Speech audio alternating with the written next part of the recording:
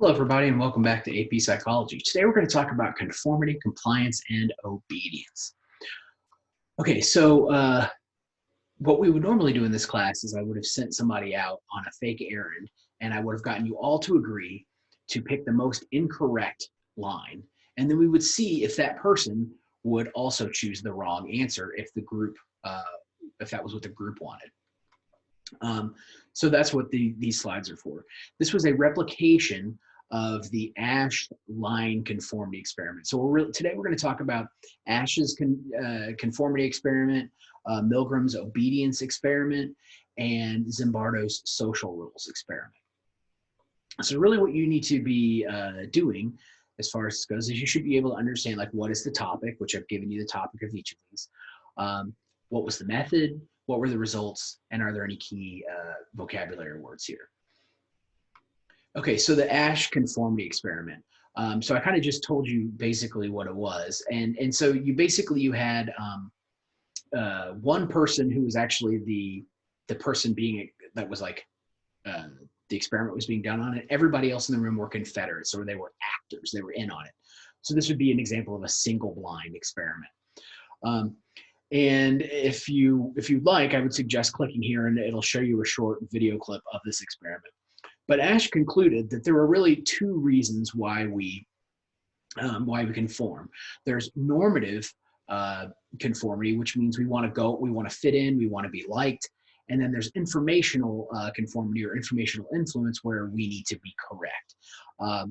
So to demonstrate these things, I have included a skit from Key and Peele, where you see both normative and informational influence at work.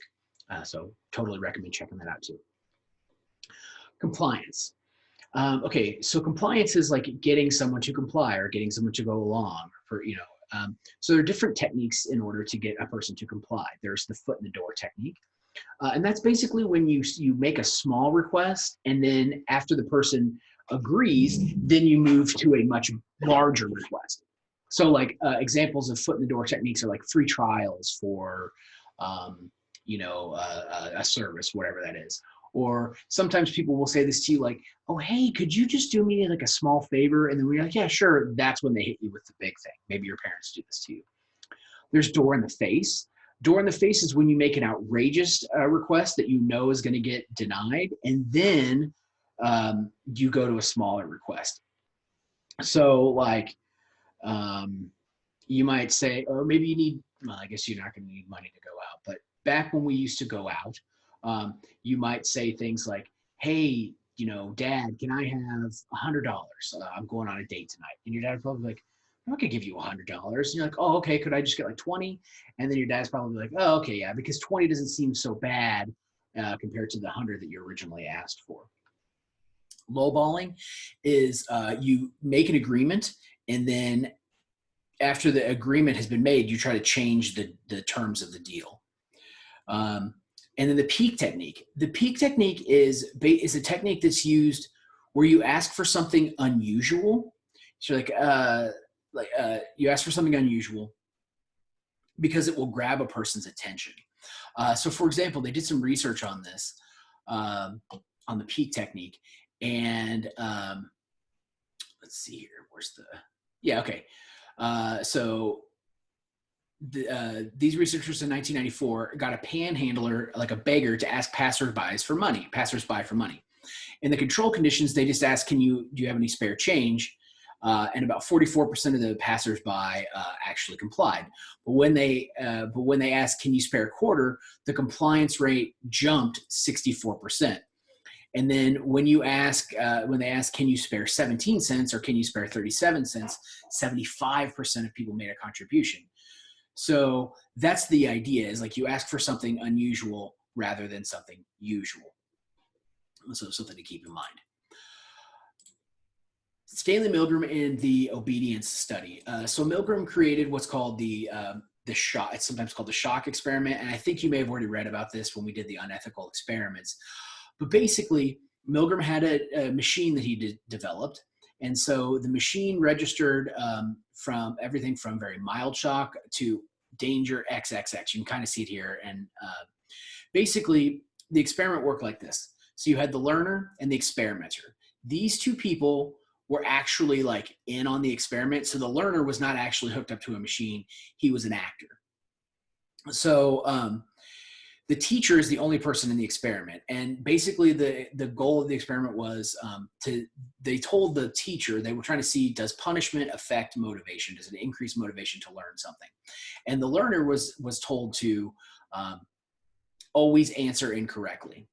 And they wanted to see how far would people go in terms of administering the electric shocks.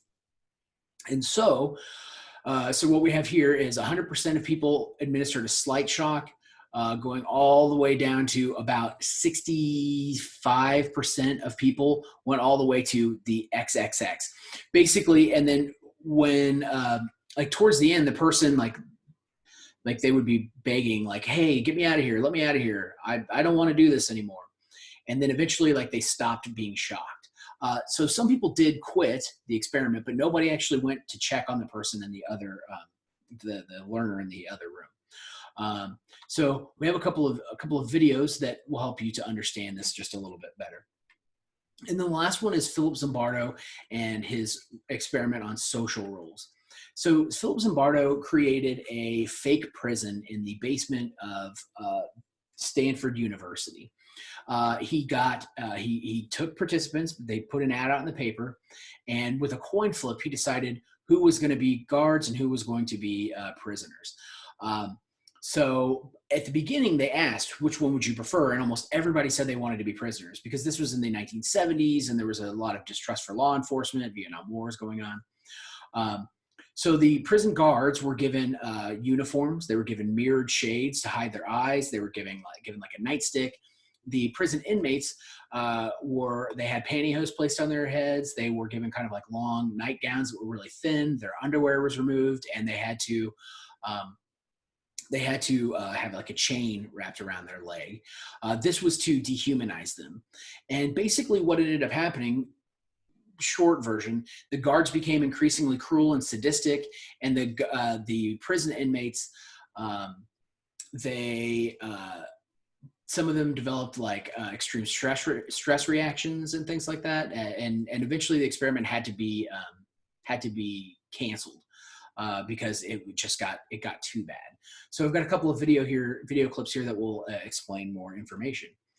And then, so the things to keep in mind. So the Asch experiment is for the most part ethical, but the others, so Milgram and the Stanford prison experiment, both violated these. So protection from harm and discomfort, that was certainly in both the Milgram and the Zimbardo experiment.